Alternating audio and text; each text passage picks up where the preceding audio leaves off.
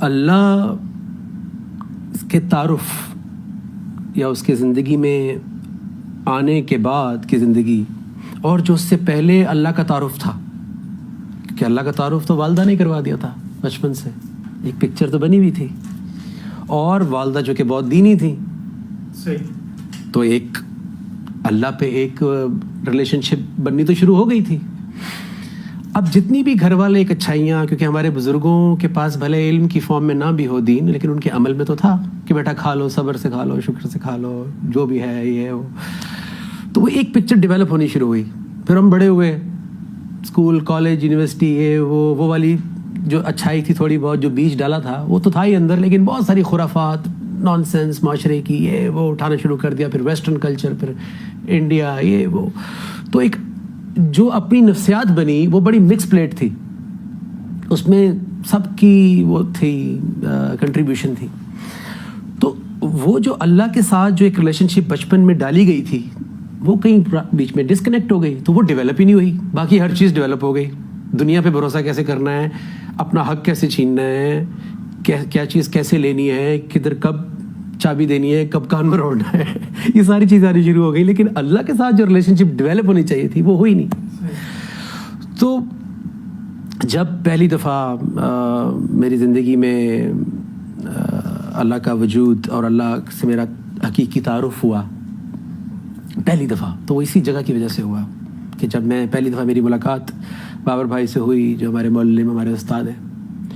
اور انہوں نے مجھ سے پوچھا کہ کیا کرنا چاہتے ہو زندگی میں، کیونکہ میں بہت ڈسٹربڈ آیا تھا، اللہ کی خواہش بھی تھی، کئی مرتبہ زندگی میں قرآن نے مجھے اٹھایا تھا، اس کو کھولا تھا، کویسچنز لکھتا تھا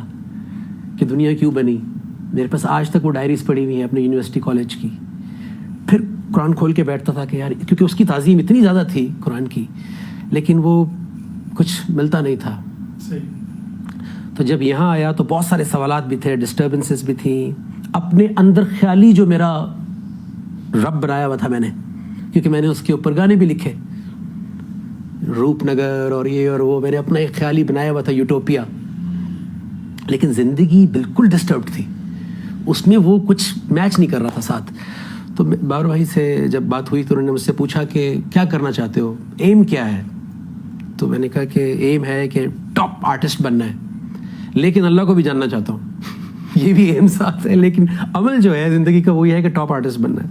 تو انہوں نے مجھے ایک حدیث مبارکہ بتائی جو میں ہمیشہ ہر چینل کے اوپر شیئر کرتا ہوں لوگوں کے ساتھ، کہ خیرکم، کہ اللہ کے رسول صلی اللہ علیہ وسلم نے فرمایا تم میں سے خیر والا، بہترین شخص وہ ہے، اگر تم بہترین بننا چاہتے ہو، من تعلم القرآن وعلمہ، جو قرآن کا علم سیکھے اور دوسروں تک پہنچائے۔ تو تمہیں قرآن کی طرف آنا تو پڑے گا، رجوع کرنا پڑے گا کہ قرآن کیا کہہ رہا ہے بہترین شخص کے بارے میں۔ تو انہوں نے مجھ سے کہا کہ بہترین آرٹسٹ بن بھی جاؤ، اگر بہترین انسان نہیں بنے، بہترین باپ، بیٹا، ہسبینڈ، ایک جو آپ کی بیسک ڈیوٹیز ہے، تو کیا سکسیزفل انسان ہوں گے تم، یا صرف سکسیس ملی؟ تو میرے پاس بہت ساری ایگزامپلز اور بھی تھیں اپنے کولیگز اور بڑے لوگوں کی جن کے پاس کامیابی تھی لیکن کامیاب زندگی نہیں تھی۔ تو اس کے بعد مجھے میرے جو سوالات تھے وہ میں نے پوچھنے شروع کیے، تو مجھے آہستہ آہستہ ایک بات کلیئر ہونی شروع ہوئی، جب توکل کی طرف میں آنا چاہوں گا، کہ جو اللہ کی پکچر میرے ذہن میں تھی وہ بالکل کچھ اور تھی۔ وہ نہ کمیونیکیٹ کرتا تھا، نہ سچویشن میں میرے پاس اس کی ہیلپ ہوتی تھی،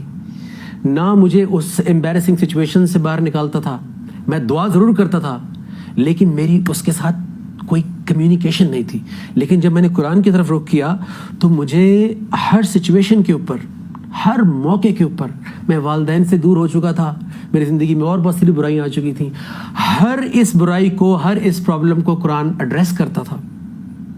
تو مجھے ایک بات سمجھ میں آنی شروع ہوئی کہ میں نے تو اللہ کا امیج بنایا ہوا تھا زندگی میں، میری تو کوئی کمیونیکیشن نہیں تھی۔ آپ توکل کیسے کریں گے کسی کے اوپر؟ میں آپ کے ساتھ، میرا آپ کے ساتھ تعلق ہی اگر نہیں ہے تو میں کیسے یہ امید رکھوں کہ آپ مجھے اس پرابلم میں نکال لیں گے؟ جتنی ریلیشن شپ ہوتی ہے دنیا میں اتنا ہی کوئی آپ کے کام آتا ہے۔ آپ کی پرائم منسٹر سے یا منسٹر سے کسی سے بھی دوستی ہے، کس حد تک دوستی ہے کہ وہ کس حد تک آپ کے لیے جائے گا۔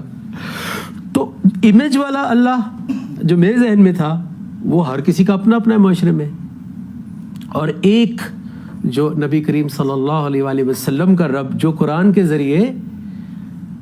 آپ کو ہدایت بھی دیتا ہے, مغفرت بھی دیتا ہے, آپ کی توبہ بھی قبول کرتا ہے, آپ کو گائیڈ بھی کرتا ہے. تو توکل جو ہے وہ تو بہت بہت بہت ہی دور تھا,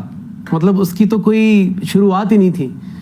سب توکل تو اپنے زور بازو پہ تھا, جیسے آپ نے شروع میں کہا. تو جب تک, میرا کہنے کا مطلب یہ ہے کہ جب تک آپ کو دوسری پارٹی کا پتہ نہیں ہوگا, توکل دو لوگوں کے بیچ میں ہے, ایک جس پہ کرنا ہے اور ایک جو کرنے والا ہے. مجھے اپنے بنائے ہوئے معبود تھے ان پہ توکل تھا. تو جیسے ہی آپ کا الہ, یعنی میں نے لا الہ منہ سے تو بولا ہوا تھا, لیکن اپنا الہ تو اپنی عزت, اپنا مقام, اپنا اسٹیٹس تھا کہ وہ بچائے گا مجھے, یا جو بھی ایک فرضی میں نے رب بنایا ہوا تھا. تو جیسے ہی وہ الہ متزلزل ہوتا ہے تو توکل بھی متزلزل ہو گیا. الہ ہلا, آپ کا سچویشن آئی, آپ کے معبود نے آپ کو نہیں بچایا. جو بھی آپ کا فرضی تھا کہ یار میرا اللہ پہ بڑا ایمان ہے اور میں I have my own relation شپ, مجھے کوئی کہتا تھا اللہ کی طرف آؤ, مسجد آؤ, میں کہتا تھا یار میری اپنی ریلیشن شپ ہے اللہ کے ساتھ. لیکن جب پھنسے سچویشن میں اس پہ جو یہ والی بات پہ آپ کے آؤں گا, کیونکہ میں نے اس کے لیے خاص سوال رکھا ہوا ہے.